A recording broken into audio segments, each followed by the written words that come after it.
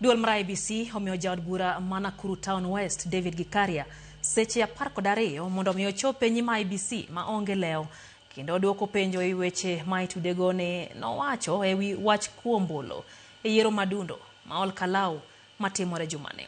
Magitimore kaka wuono e giko tayo campaign motelo ne yiero makamano. Walter Nyambaga ntiere kod ler mathoth. Kaka yorido chike mag yiero pachoka, duol matayo yiero kod kio pachoka IEBC omedo kaso tol kendo keto josiasa wikogi mondo tang' kod ketho chike mag yiero. Gisani, jaod bura ma Nakuru Town West David Gikaria nie tago maliet kendo komiti IEBC marango rocho chike mag yiero mocho e kom kod komisona Lutalala Mukwana opimo ne David Gikaria muya gi wi peke kendo koni kinyo chopi en owuon e nyim komiti no saa 3 ma onge leo maponono biro leo tibiro chwade fwai kata kao ne okang' mar chik.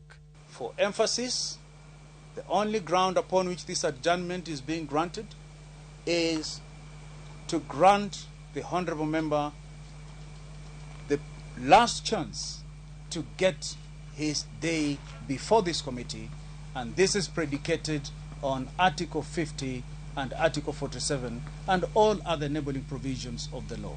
Jadubrano omisa moth mar chopo wuok tich e nyim komiti no e kod ketho mar puso weche moko mamulo kuom magombulu motel ne yiero madundo ma Ol Kalou. Kata kamano, ong'wony kendo yayo ng'ich chopo anniversary towers kendo oro mana jating' ndai mare ma oriembi kod IEBC kendo duogo kod okil mar Gikaria Mike Ombongo manoko ni apuduno ne jatelo no neni kod midekre. You actually come here seeking permission based on documents you don't even have yourself as you arrive here. Is that respect for this committee? Check and get all those documents that are requested, the documents.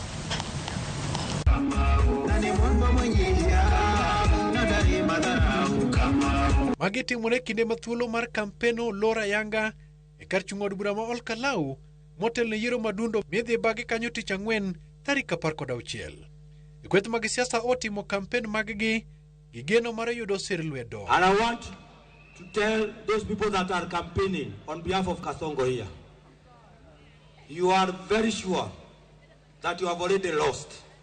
You have invested billions trying to bribe our people. Our people have eaten all the goodies that you have given them. We had you tell our young people that they should vote and go home. We are not going. We are not going. We are not going.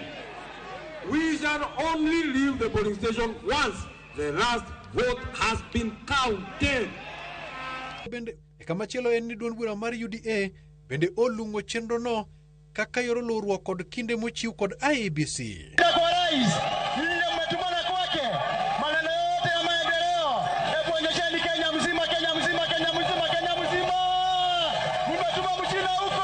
Na siku ya leo tunapokamilisha hii safari, kama vile ambavyo niliwaambia ya kwamba mimi nitasimama kwa haki kwa wananchi wetu hapa Ol Kalou. Gima Ol Kalou yo jochung' ochiko moriwo koda Samuel Mushina mar UDA, Sami Kamau mar DCP, Wilson Kigwa mar Jubilee, Timothy Kamau mar People Renaissance Movement, Abdullahi Hussein mar FPK, Edward Madenge mar Kenya Moja, Rachel Wangui mar People's Democratic Party, Stephen Wanyoike mar National Liberal Party kod Edwin Kariri Mushiri mar PNU.